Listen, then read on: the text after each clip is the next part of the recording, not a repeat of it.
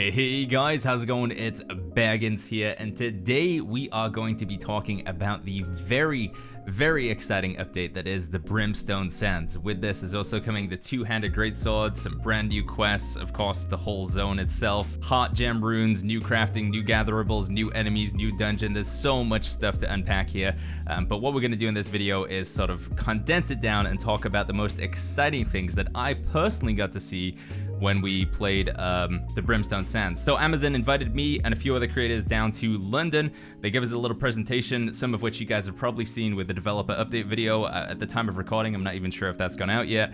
But then they gave us like 2 hours with a hands-on chance to actually play the Brimstone SANDS and play with the two-handed greatsword. And they also gave us an opportunity to interview David Verifyee, who is the creative director of New World. So we asked him some pretty, some questions that I see come up often in the comments and also in the Twitch chat. Most of which he was very open to answering. Some, it was the typical sort of answer, like we're considering that, and maybe we'll have that in the future. But if you guys want to see a standalone video for the interview with David, we'll have that at the end of this one, or a link in the description down below. Also, if you want to see specific deep dives on the two-handed greatsword or the new dungeon or anything like the HEARTGEMs as well, we'll have links to those again in the description down below and the end of the video. But let's talk about the big update. First of all, when is it going to be? From what I've heard, we're going to be able to play this on the PTR in September. It's going to be in like multiple stages, so I think we're doing the two-handed greatsword first, then Brimstone SANDS second, or it might be the other way around. And then the whole patch itself, the whole massive update, sort of almost like an expansion, should be coming sometime in October.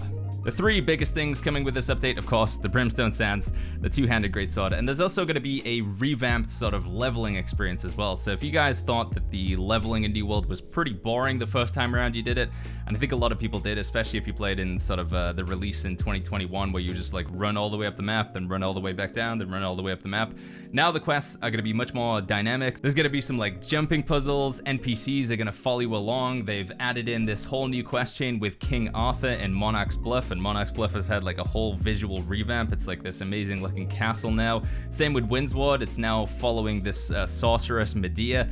So I actually didn't get a chance to check these out, so this is going to be fun for me to go in and see what they're like on the PTR, and then of course when the update hits live. And then on top of that, Everfall also had a revamp as well. There's still going to be the quest chain with Jonas the Hermit, but they've changed a lot of stuff, and generally like the questing and the leveling experience should be so much better in New World now. Next thing to talk about is of course the two-handed greatsword. Now I'm not sure how many details have been put out there, but I'm just going to go with what I know and what I get to experience. So the two-handed greatsword is pretty unique in that it scales evenly off of both strength and dexterity. So something like the spear or the hatchet or the sword, it's usually like strength would be the primary and dexterity would be the secondary, or dexterity is the primary and strength is the secondary. Every point that you put into strength or dexterity scales with the damage equally, which is very interesting. It's going to mean that it will pair with all of those strength dex weapons. It's like an excellent pairing with the bow, but it's also an excellent pairing with the great axe as well, which is it's going to be pretty fun to see what people do with it. I of course went straight in and tried to do some two-handed greatsword and life staff, but I didn't really get a whole lot of chance to play around with it. I think the defensive side of the tree could possibly be something that we could do there. But talking of that, the two-handed greatsword has this pretty unique effect where it's got passives on either side of the tree. So whenever you use one of the abilities from this side, for 10 seconds you will be in the onslaught stance.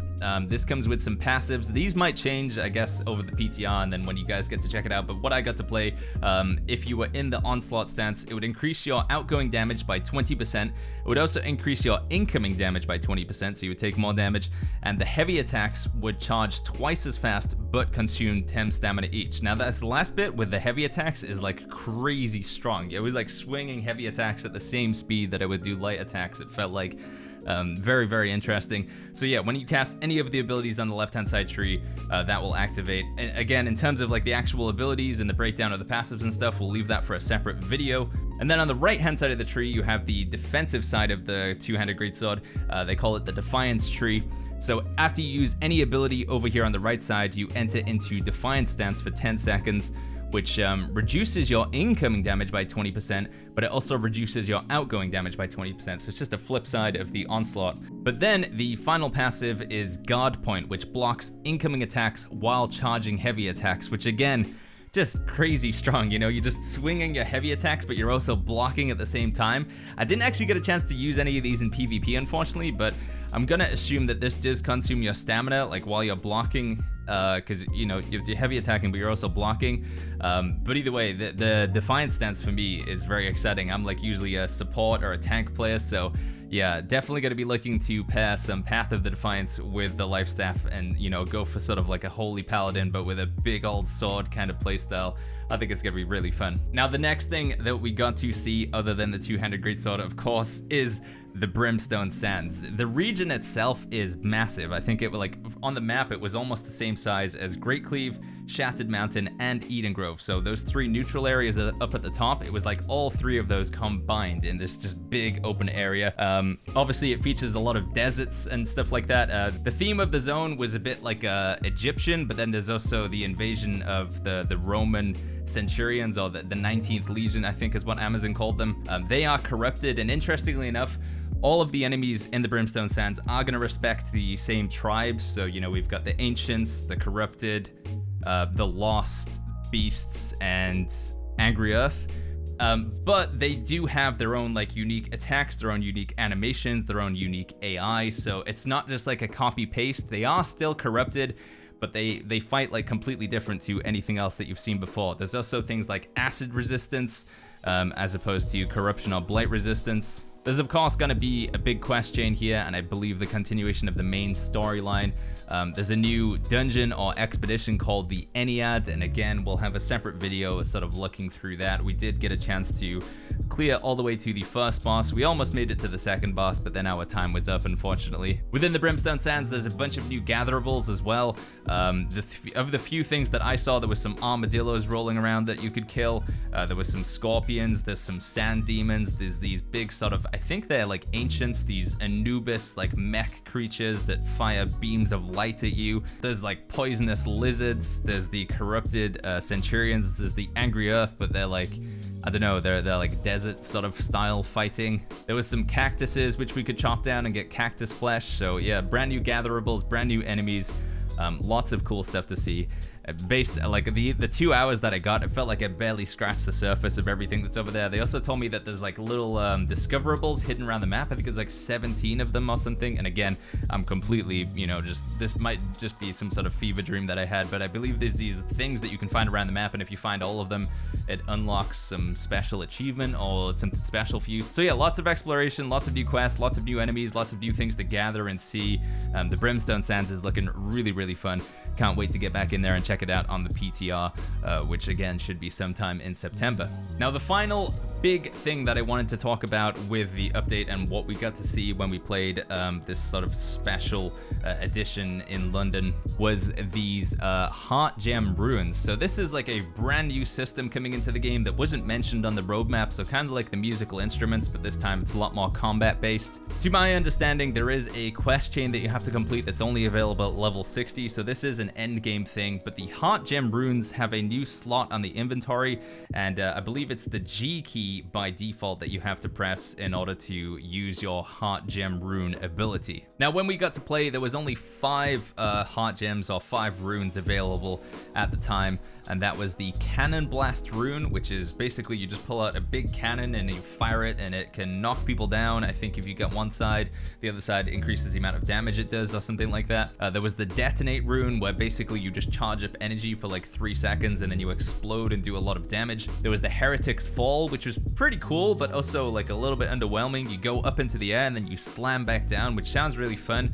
but you didn't really go very high up in the air, and I think this is probably to stop people like getting over the top of walls and stuff, but I wish that you went like really high up in the air and slammed down. There was also the Grasping Vines rune, which seems really broken in PvP. I think there's probably gonna have to be some changes here, but what we got to see, special version, it had a 3-second, 4-meter AoE root that was also a 20% weaken and a 20% rend, again, to everybody that hits in a 4-meter radius, which is pretty bonkers. And then finally, there was the Stone Form rune, which is kind of acts like a PvP trinket from World of Warcraft Arena and maybe some other games that you guys have played. Upon activation, it would cleanse all debuffs on you, including all CCs, and then also provide 5 seconds of CC immunity. So I think this is going to be like a healer's best friend, potentially. if you're finding that you're getting pursued a lot or getting locked down, just having a cleanse and then some immunity. Now there is a catch to these. You do have to be in combat and I believe like attacking enemies. I don't know how this works exactly from the healer standpoint, because again, we didn't really get too much chance to play with everything. There was so much that I was trying to like take in all at the same time that I didn't really like focus on any particular thing a lot. But yeah, the heart gem runes are you can kind of think of them like ultimate abilities in New World. So I think some of them were a bit underwhelming. The cannon blast and the heretic fall in particular I think are like fairly like low tier right now. They probably need some tweaks to improve them.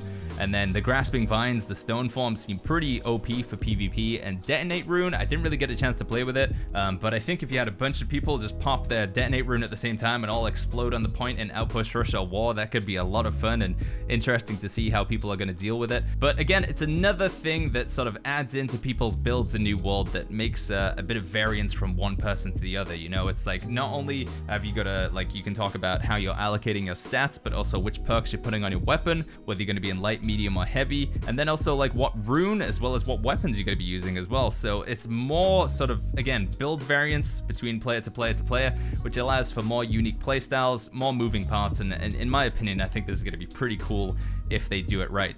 To my understanding, the heart gem runes are made with stone cutting, so if you haven't already got your stone cutting to 200, maybe consider doing that. But again, by the time this video comes out, there's probably been a developer update video. I'm recording this a few days, I assume, before that video comes out. But yeah, I just wanted to talk to you guys really quickly about the major parts coming with the Brimstone SANDS / two-handed greatsword update. I think this is going to be a really big update for New World, the biggest that I've ever seen since like alpha basically. And in general, I'm very excited for the content. Again, I've only had a chance to scratch the surface, and this video only covers like the major things. There's a lot of other things that I'm sure we're gonna see. There was the rune glass as well, which maybe if Jack's feeling like it, you can flash up on the screen here. You can see these empowered gems basically. So if you put it in your weapon, it increases your arcane attacks to do 50% additional damage. There was also one with the diamond as well, which seemed really powerful for healers. And if you put it in your armor, again, you get an increased like outgoing damage, like for a particular damage type. So this is gonna be really interesting for like ice gauntlets and stuff like that, increasing your outgoing ice damage by 50%. Yeah, there's a lot to talk about. I don't want to have this video be too long, so if you guys want to see again any specific videos with the two-handed greatsword or a deep dive on the dungeon or the heart gems, I'll put links to those end of the video and in the description down below. But as always guys, if you enjoyed this one, please consider leaving a like and also subscribe for more.